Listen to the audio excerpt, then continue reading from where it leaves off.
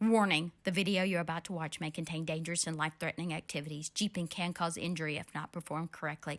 Please do not try anything you see here at home. Do not take just any vehicle off-roading, especially if you drive a Lincoln Town Car. Jeeping for a badge of honor should only be attempted in an approved 4x4 Jeep, especially through the Ocala National Forest. Sarcasm may be detected for dramatic effect. Jeep Badge of Honor is a fun way to have an awesome outdoor adventure. Once you complete a trail, they'll send you a badge. In this video, I'm going to share our experience here in Florida at Ocala National Forest. The trail difficulty for Tread Lightly was a 1 to a 4, but I have to say one obstacle we faced could be rated a 10, especially since we had to be winched out.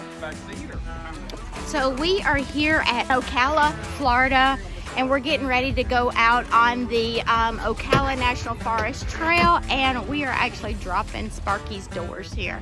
These really nice guys are going to watch our doors and keep them safe while we head out on the trail. Let's get going. These really nice guys design and create really cool products to make Jeeps like Sparky here super cool. First thing we did when we arrived at the trail was, of course, stop and read the board here, the important information. Most trails do have a board like this with all the rules, a map, so we took pictures of the map so we'd have it on our phone, read all the rules, everything looked fine, and we were about ready to hit this real difficult trail here. We are on 09, and what we're going to try to do is come down here and go around, down, through here, back up, and then up and back. It looked easy enough. I think we can handle it. Sparky and Slasher here are ready to hit this awesome sandy trail and have a good, fun Florida adventure. We are here at Ocala National Forest about to do the trail, the Jeep Badge of Honor trail. We have Slasher and Sparky ready to go. So let's get this day going and see where we end up. So of all the trails that we've done, this is the first one that I think we could go over 35, 40 miles per hour on. This is like a raceway. Get ready, set, go, and we're off. If the people here in Atlanta knew they could come down here and drag race, Ocala National Forest might have some problems. Now, of course, I've sped this up. It looks like we're going faster than we really are, but it's a fun trail to fly down. Now, even though we kind of flew through here, you still have to be careful. There's areas where the sand was really, really soft, and you could get stuck. We did not. We're expert Jeep drivers. No, not really. But anyway, you could get stuck, especially if there's a little rain out here. It'd be like quicksand. Now, the signage here in Ocala National Forest really needs to be redone. We found signs chopped down, signs laying on the road, signs that have been vandalized, and it's kind of hard to know where you're going when you don't have a sign. So here I'm trying to explain a little bit about the trail and how it had washboard areas, and it would shake Sparky and make him sound like a baby rattler. Because you got to be careful because the sand kind of hid those areas until you hit them and your Jeep went drrrr. But anyway, you probably can't hear it here, but that's what I was saying in this video. We enjoyed cruising along and just enjoying the little bit of a fast-paced trail, flying through the sand, enjoying the Florida sunshine. Oh my gosh, it's been cold in Georgia, so love the sunshine. And then we came upon our first obstacle. Woo. This is so dangerous. Somebody lost their shoe. Woo.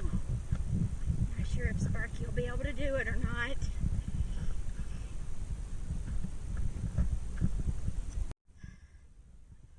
Passenger! Passenger! Don't tell me no! Passenger! Wait! Driver! Driver! Driver!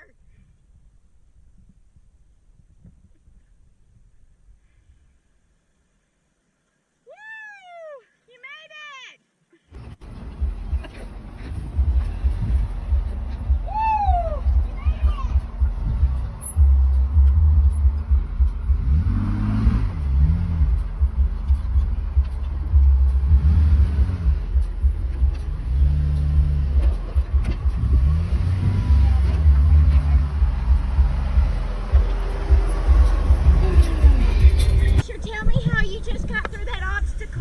Tell you what, if it hadn't been for the Rugged Ridge Superlift team building this massive rock crawling vehicle, we never would have made it over that. So what we had to do is I aired down to like probably 2 pounds. We disconnected the front. I had my power shifter lockers engaged, and it was sending the appropriate amount of torque to the front and the rear. And I just want to thank God, if it hadn't been for the Lord mighty on God above, we never would have made it through that obstacle. Woo, let's see what else we get into.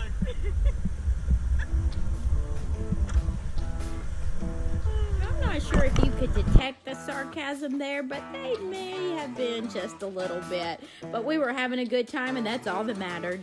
However, the next obstacle we come to is these huge ruts in the road, and we have to pull out the winch, and somebody's got to pull Sparky out of this situation. Whew, those were some close calls. I'm glad we made it out there. Okay, back out on the road, hitting that main road, keep going until we finally find the turnoff, and that's where it gets tricky. This is trail 0.0B or 20B, 2.0B, something. We're having a hard time.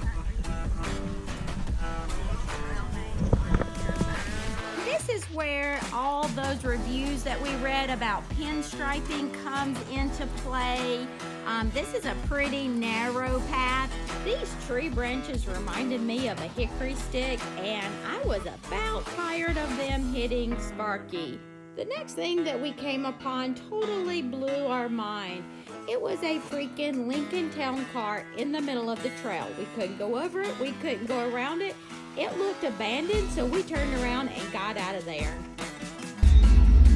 It was a close one. They came out chasing us, but we got away.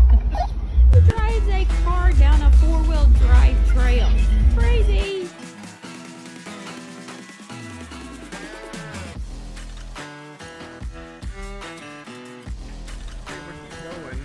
The number that we need to be looking for is 65.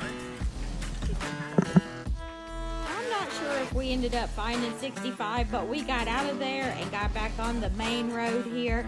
And then we found a campground. So I'm like, oh, let's drive through the campground in case we want to come back.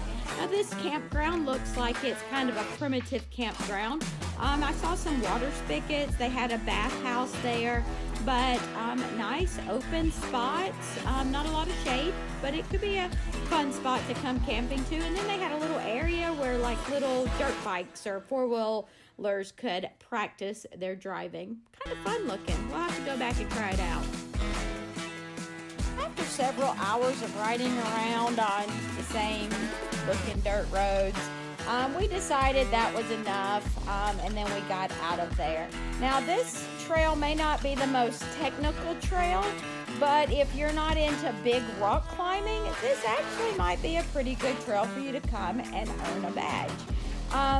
Like I say, with everything, you have to bring the fun. Now, we tried to make fun of all the things that we saw and just had a good time. And that's what it's all about. So I hope that this might spark some adventure in your life. Do not, I repeat, do not bring a Lincoln Town Car down the trail. But if you have a four-wheel drive of any kind, you should come out and just give it a try.